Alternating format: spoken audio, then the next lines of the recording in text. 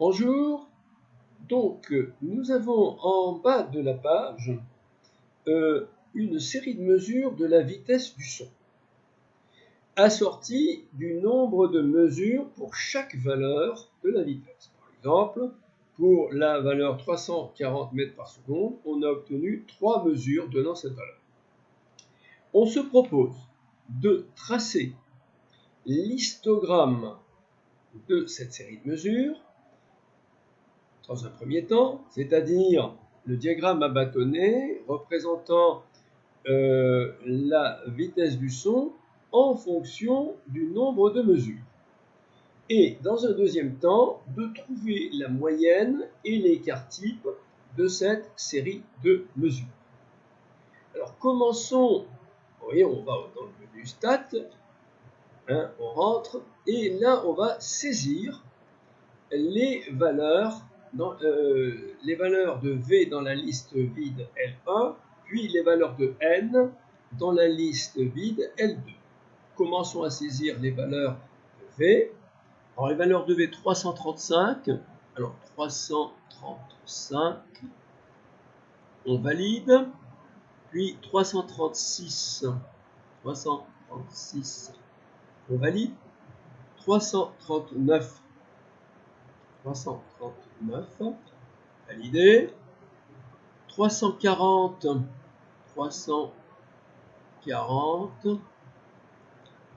on valide.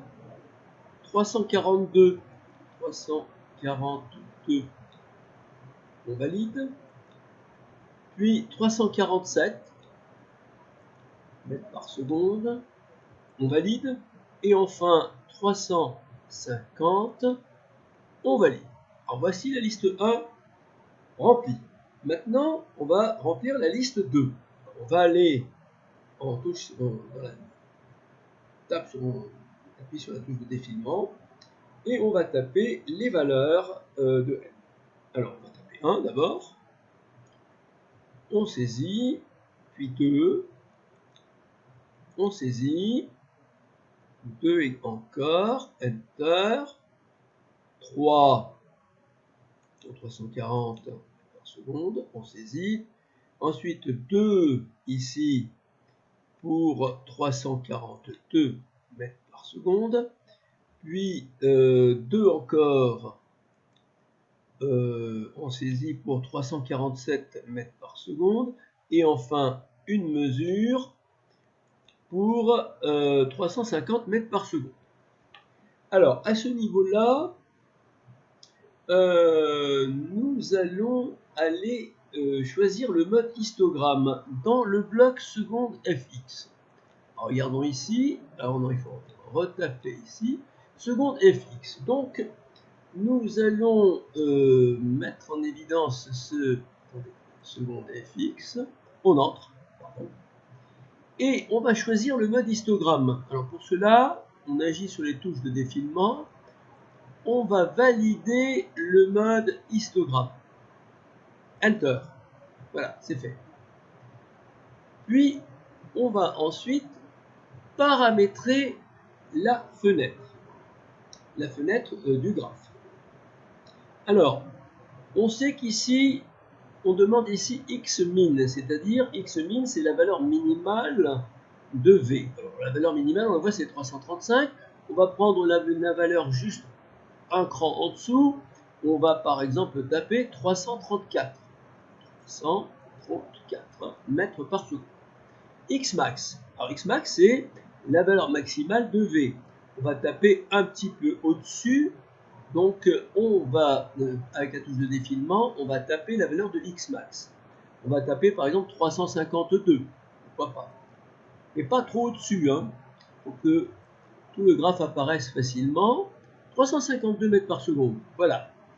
Donc ensuite, eh bien, on va descendre. X grade. X grade, c'est les graduations de l'axe des abscisses, car V est en abscisse. Alors les graduations, ben, on va les prendre de une unité en une unité, 335, 336, donc on va taper 1. Voilà. Ensuite, Ymin, c'est-à-dire la valeur minimale de N. Alors, pour que le 1 apparaisse nettement, on va taper 0 hein, pour y min. On descend, on va taper 0. Ensuite, on demande y max. Y max, c'est 3. Ben, on va taper 3. Pourquoi pas? Alors, on y va. On tape 3.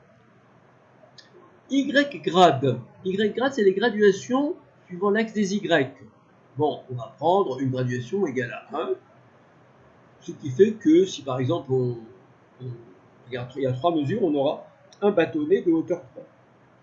Donc là c'est OK. Et puis on va aller sur graphe voir ce qui se passe. Voilà donc l'histogramme. L'histogramme est apparu sous forme d'un diagramme à bâtonnet. Alors vous voyez que ici c'est 336 à ce niveau-là, et que on vérifie que c'est bon, et que on a une seule mesure. Ici 336, on a deux mesures, n égale à 2. Ici 337, 338, 339, 339 encore deux mesures. Et puis là 340, et là on vérifie qu'il y a effectivement 3 mesures. Donc on vérifie que c'est cohérent ce qu'on a obtenu.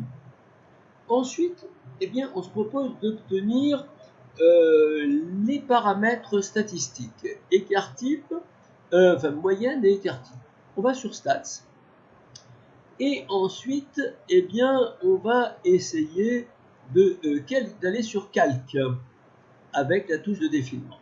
Là, on voit apparaître 1. Donc ici, on va aller sur ce menu Stats 1 var. On va taper 1.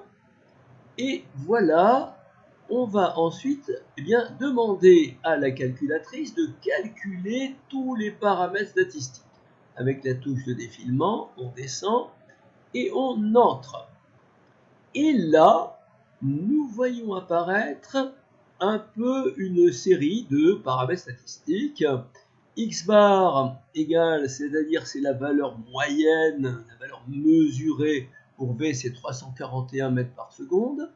Et ce qui nous intéresse ici, c'est SX, c'est l'écart type pour pouvoir accéder ensuite à l'incertitude. Donc SX, c'est 4,58 en mètres par seconde. Je rappelle que X bar, c'est en mètres par seconde et SX également. Et puis, on rappelle que ici, n égale à 13, c'est-à-dire qu'il y a eu 13 mesures. Donc, si on veut, à partir de là, avoir l'incertitude type A, eh bien, on fera SX sur racine de 13. Voilà donc, en gros, comment on s'arrange pour avoir l'histogramme et les paramètres statistiques de la série de mesures.